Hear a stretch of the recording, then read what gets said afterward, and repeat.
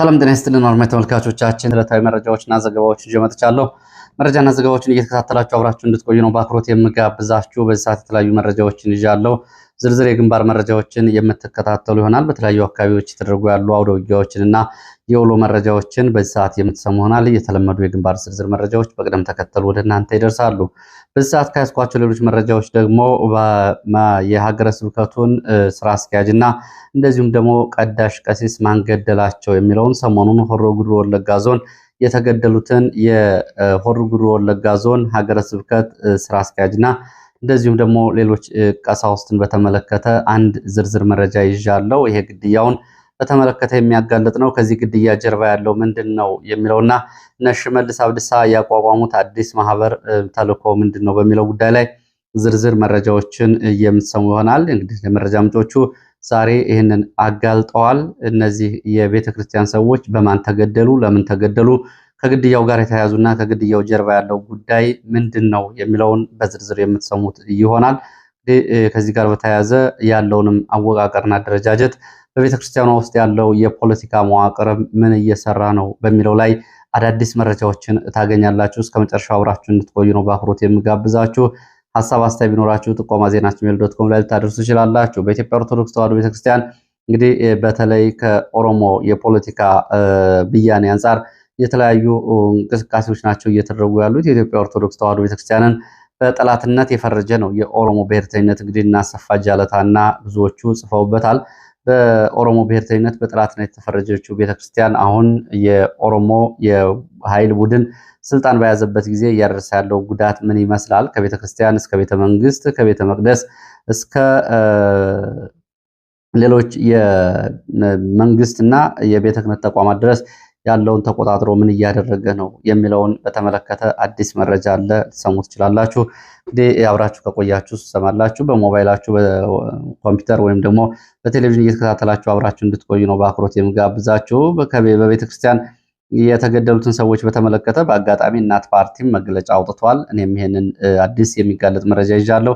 አብራችሁን ቆዩ። የእናት ፓርቲ መግለጫ አለ በዚህ አባቶች ግድያ ጋር በተያያዘ እሱን በማቅረብ ወደ መረጃው እሄዳለሁ። ጥብቅና የሚቆም በሌለበት ገዳይ በማይታወቅበት የቀጠለው የኦርቶዶክስ ሃይማኖት ተከታዮችን የማጽዳት ተልዕኮ አሁንም ቀጥሏል በሚል በወቅታዊ ጉዳይ ላይ እናት ፓርቲ የተሰጠ መግለጫ ተላልፏል።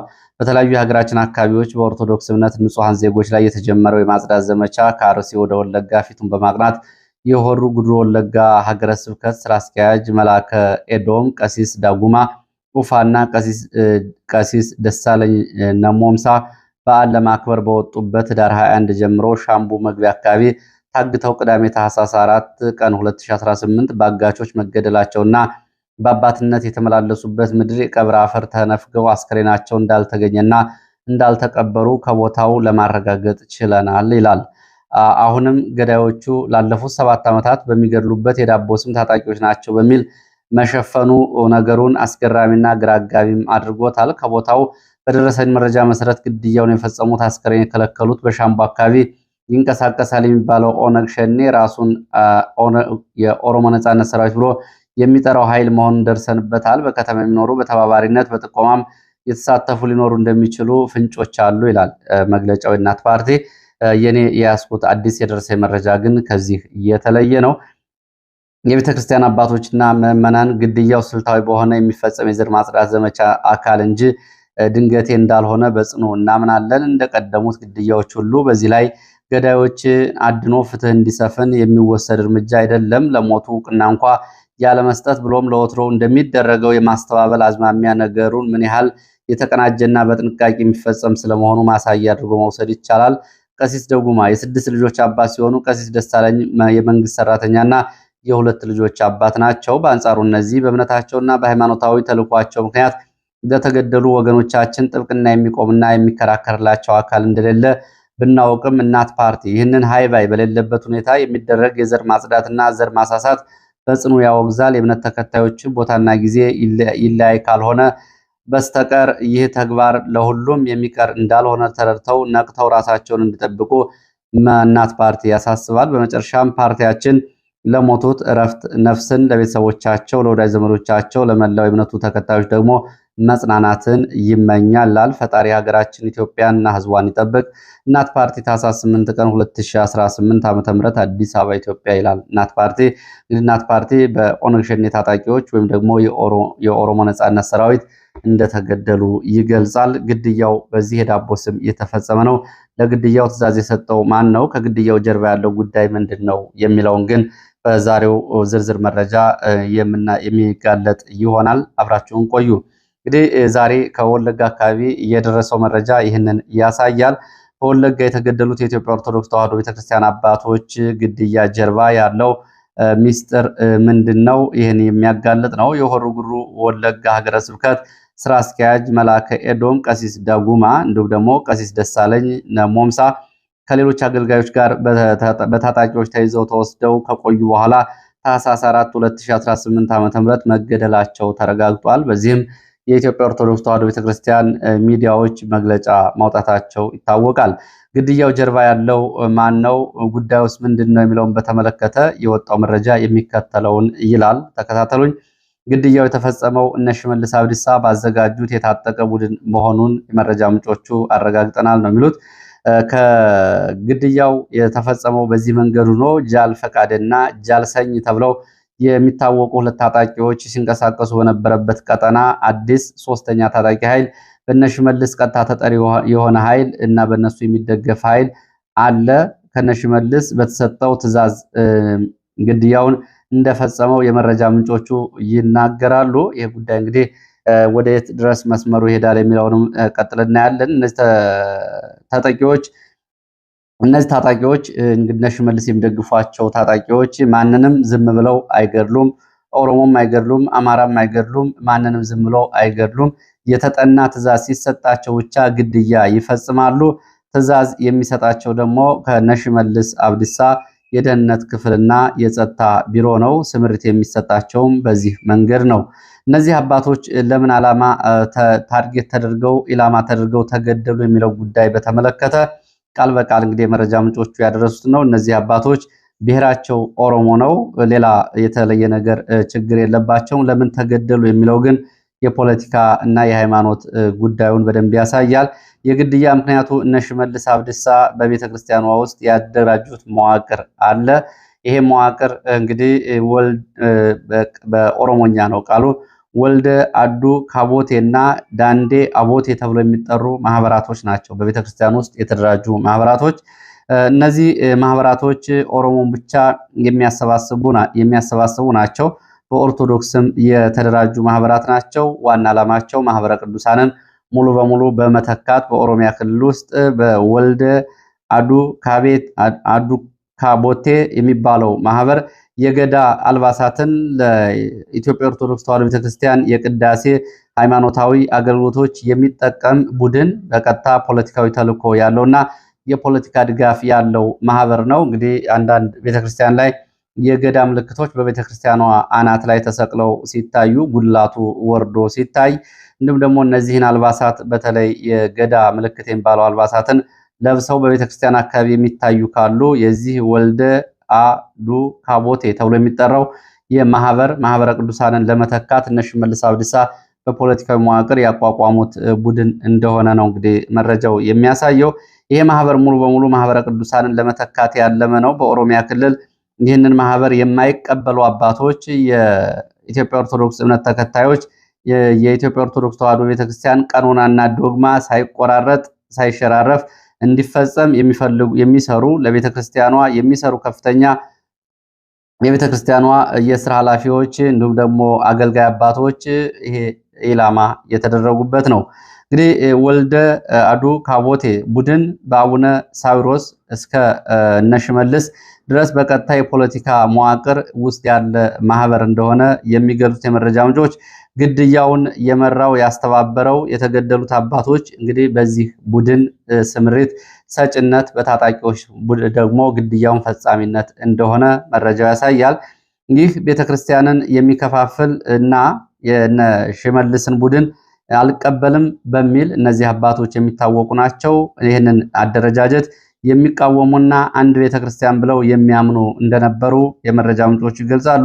እነ ሽመልስ ጫካ ባደራጁት ታጣቂ ቡድን እንግዲህ በዚህ ሁኔታ በዚህ ሁኔታ በቤተክርስቲያን ውስጥ የማህበረ ቅዱሳን ወይም ደግሞ እነሱ የድሮዋ የኢትዮጵያ ቀኝ ገዥ ቤተክርስቲያን አስተሳሰቦችን የሚያራምድ የሚሉትን ቡድን በዚህ መንገድ ግድያ ይፈጽማሉ። እነዚህ አባቶች የዚህ ሰለባ መሆናቸው ነው። ግድያው ላይ ደግሞ በነሽመልስ ያለው የመንግስት የደህንነት መዋቅርና በነ አቡነ ሳሪዎስ በቤተክርስቲያን ውስጥ ያለው መዋቅር በጋራ በቅንጅት ያደረጉት እንደሆነ መረጃው ያሳያል። እኒህ አባቶች እና አቡነ ሳሪዎስ አቡነ ናትናኤል አደራ የሰጧቸውን ገንዘብ እንዲያስረክቡ ተደጋጋሚ ጥያቄ አቅርበውላቸው ነበረ።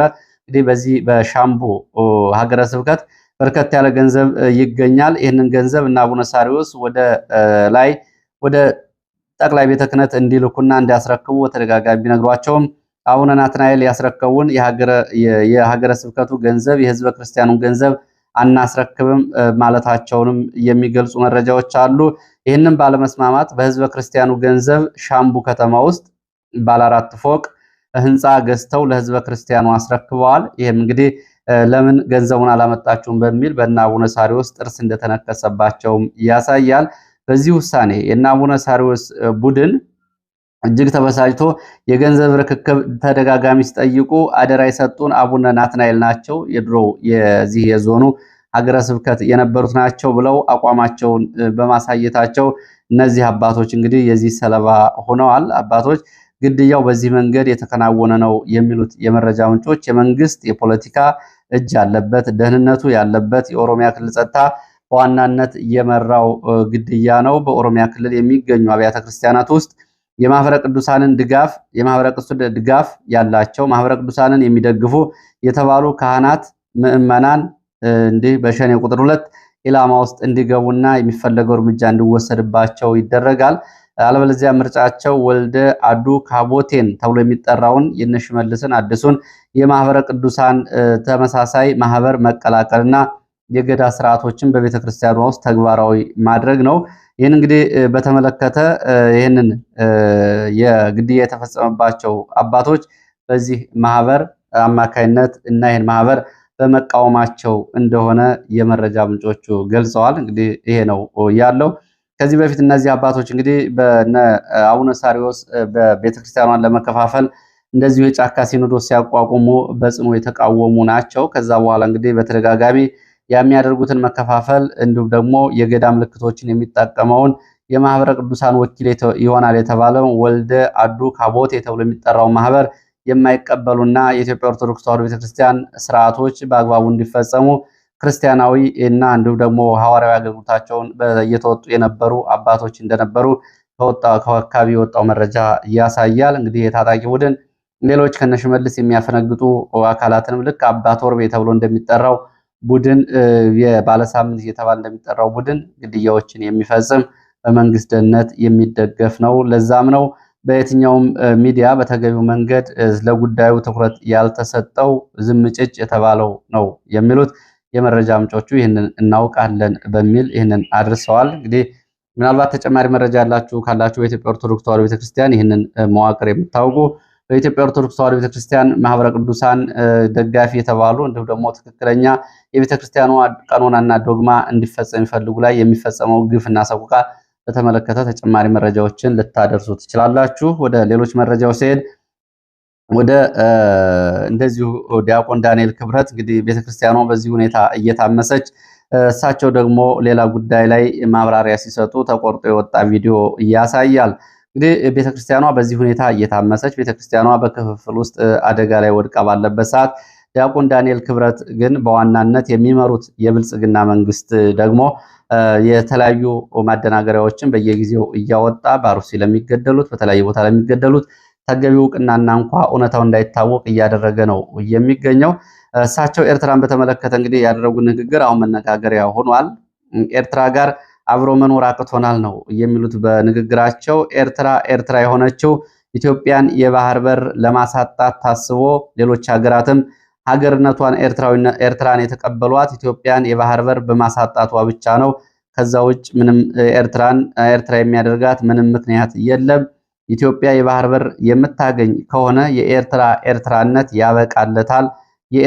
ኤርትራነት ቁልፉ ሚስጥር ይሄ ነው ብለው ሲናገሩ ነው የሚሰማው።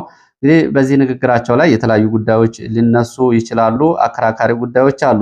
ኢትዮጵያ ከጁባላንድም ከሶማሌላንድም ከቻይናም ወደብ ካገኘች የኤርትራ የሀገርነት ጉዳይ ደግሞ ኤርትራ ሆና የቀጠለችበት ጉዳይ ሚስጥሩ ያበቃለታል ነው የሚሉት። እንግዲህ ይህንን በተመለከተ በርካታ ጉዳዮችን ማንሳት ይቻላል። ኢትዮጵያ አሰብን ብታገኝ ኤርትራ ትፈርሳለች ወይ? ለቻይና ኢትዮጵያ ከቻይና ወደብ ከምታገኝ አሁን እስከ ጅቡቲ እየተጠቀመች አይደለም ወይ?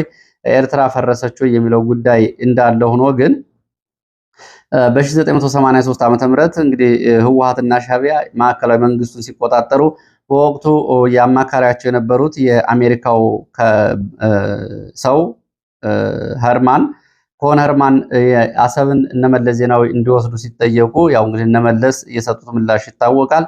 በዛ ወቅት ኢትዮጵያ አሰብን ይዛ ቢሆን ኑሮ ኤርትራ ሀገር ሆና አትቀጥልም ነበር የሚለው አሁን ለዲያቆን ዳንኤል ክብረት መቅረብ ያለበት ጥያቄ ነው። አሁንስ አሰብ ለኢትዮጵያ ቢመለስ ኤርትራ የምትባል ሀገር አትቀጥልም ወይ? ኤርትራ እንደ ሀገር ሆና የምትቀጥለውና የማትቀጥለውን ምክንያት የሚበይነው ማን ነው የሚለው ጉዳይ አብሮ ሊነሳ ይችላል። እንግዲህ ኢትዮጵያ ከቻይና ወደብ ካገኘች ኤርትራ አገር ሆና አትቀጥልም የሚለው መከራከሪያ ውሃ የሚቋጥርም አይደለም። እንግዲህ ኢትዮጵያ አሰብ ይገባታል ብሎ መከራከር ሌላ ጉዳይ ነው። አሰብን ኢትዮጵያ ከያዘችው ግን ኤርትራ እንደ ሀገር ሆና አትቀጥልም የሚለው ደግሞ ሌላ መከራከሪያ ሆኖ ነው የሚቀርበው። ለማንኛውም እንግዲህ ከቤተክርስቲያን ወጥተው ወደ ፖለቲካ የገቡ ዲያቆን ዳንኤል ክብረት ከላይ የቀረበው የቤተክርስቲያኗ ሰቆቃ እየቀጠለ ባለበት ሰዓት እሳቸው ይህን እያሉ ነው የሚገኙት። በዚህ ላይ ማስተያየት ልታደርሱ ትችላላችሁ። ወደ ሌሎች መረጃዎች ሲሄድ የችሎት መረጃ ነው የማስከትለው። የቀድሞ የሰላም ሚኒስትር ዴኤታ ታዬ ደንዳ ዛሬ ፍርድ ቤት ቀርቦ ነበረ።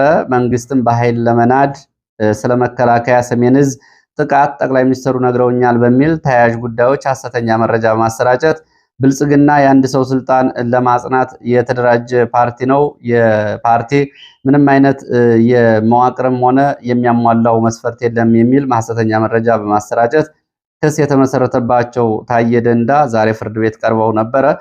ፍርድ ቤቱ ደግሞ ብይን ለመስጠት በእነዚህ ክሶች ላይ ለታህሳስ 22 2018 ተለዋጭ ቀጠሮ ሰጥቷል። ታዬ ደንዳ ከሁለት ሳምንት በፊት ያልተፈቀደ የጦር መሳሪያ መያዝ በሚል በቀረበባቸው ክስ የ7 ዓመት ከ2 ወራት ጽኑ እስራትና የገንዘብ ቅጣት መተላለፉ ይታወቃል። እንግዲህ ታዬ ደንዳ ከላይ የቀረቡባቸው ክሶች ምንድነው? ሁሉም ሰው በቦታው የሚናገራቸው አይደሉም ወይ?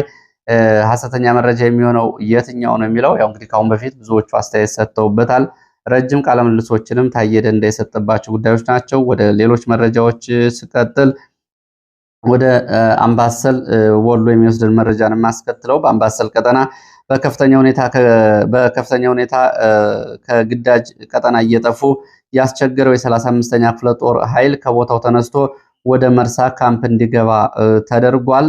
ከታህሳስ 7 ጀምሮ በሌላ አዲስ ኃይል ክፍለ ጦሩ ተተክቷል። ክፍለ ጦሩ ከግንባርና ከስምሪት እንዲወጣና ወደ ካምፕ እንዲመለስ የተደረገው ባለፈው ወር ብቻ ከ185 አባላት በላይ ከግዳጅ ቀጠናቸው መውጣት አንድም ወደ ፋኖ አንድም ደግሞ ወዳልታወቁ ስፍራዎች መጥፋታቸውን ተከትሎ ነው ይላሉ የመረጃ ምንጮች። ወደ ሸዋ ስንሄድ በሸዋ አካባቢ ዛሬ ከወጡ መረጃዎች መካከል ሸዋ ሚዳሬማ ወረዳ አሁን በዚህ ሰዓት ውጊያ እየተደረገ ነው የሚገኘው። ጎባቢ ተብሎ የሚጠራ ቦታ በርና ቦዴ ተብሎ የሚጠራ ተራራ ወደ አካባቢው ከተንቀሳቀሰ የአየር ወለድ የመከላከያ ኃይል ጋር ውጊያ እየተደረገ ነው። የአየር ወለድ ኃይል 9 ሰዓት ተኩል ጀምሮ በአካባቢው ጥቃት መክፈቱ ተከትሎ ፋኖ ያጸፋ ምላሽ እየሰጠ በዚህ ሰዓት አፍላ ውጊያ እየተደረገ መሆኑን የወጡ መረጃዎች እያሳያሉ። ወደ ሌሎች መረጃዎች ስንሄድ ደግሞ ወደ ጠለምት ቀጠና የሚወስደን መረጃ ነው የማስከትለው። በጠለምት ተከዜ ቀጠና ሀጎስ መስፍን የሚባል ሰው ከቀናት በፊት እጅ መስጠቱ ይታወቃል።